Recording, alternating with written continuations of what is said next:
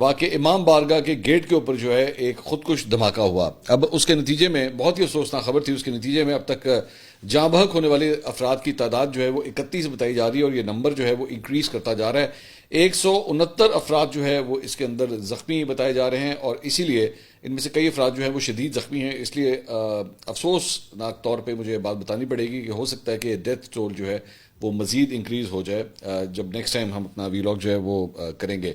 اس خودکش دھماکے کے بعد جو ہے امام بارگاہ سے ملکہ گھروں کے شیشے بھی جو ہے وہ ٹوٹ گئے. اتنا بڑا دھماکہ تھا.